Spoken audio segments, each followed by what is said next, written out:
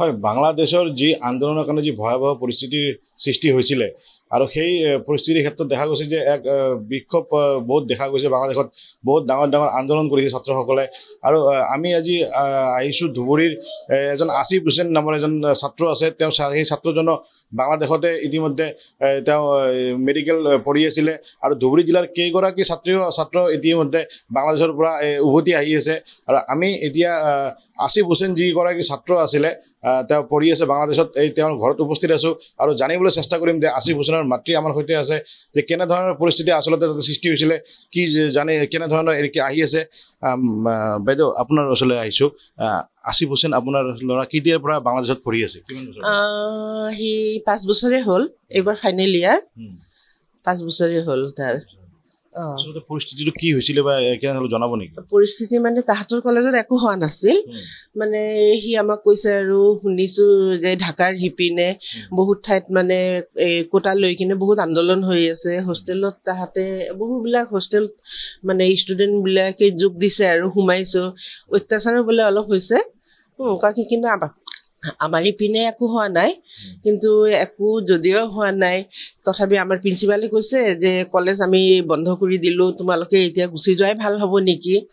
তেনেকৈ মানে প্ৰিন্সিপালে কোৱাৰ কাৰণে ইহঁতে ডিচিশ্যন ল'ল যে তেনেহ'লে আমি গুচি যাওঁ আমিও ক'লোঁ যে গুচি আহ কিয়নো নহ'লে আমাৰো এটা চিন্তা আছে না তাৰপিছত তাহাঁতে তেনেকৈ পৰহি ৰাতি 1 বজাত ইণ্ডিয়াৰ যিবিলাক ষ্টুডেণ্ট আছিল তাহাঁতে বহুত কেইখন গাড়ী লৈ কিনে সেই পাটুৱা ঘাট পাৰ হৈ কিনে কেলকাতাৰ বাংলাদেশ বৰ্ডাৰত সোমাই কিনে তাতে ইমিগ্ৰেশ্যনৰ যিখিনি কাম সেইখিনি কৰি মেলি কিনে ৰাতি আকৌ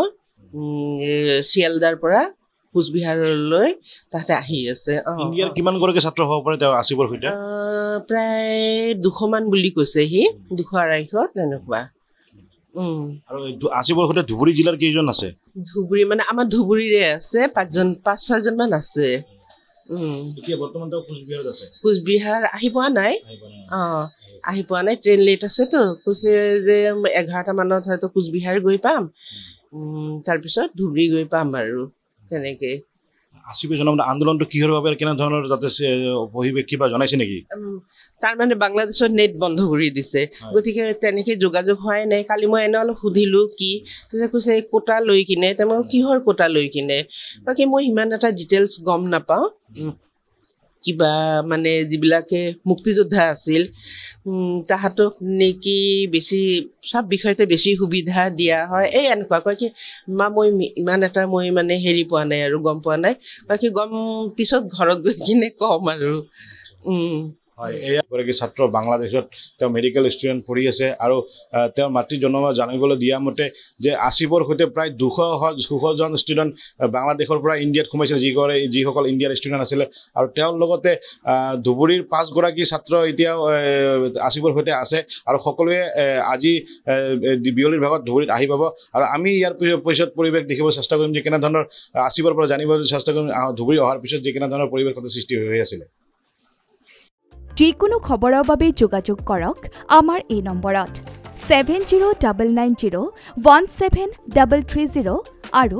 7099017110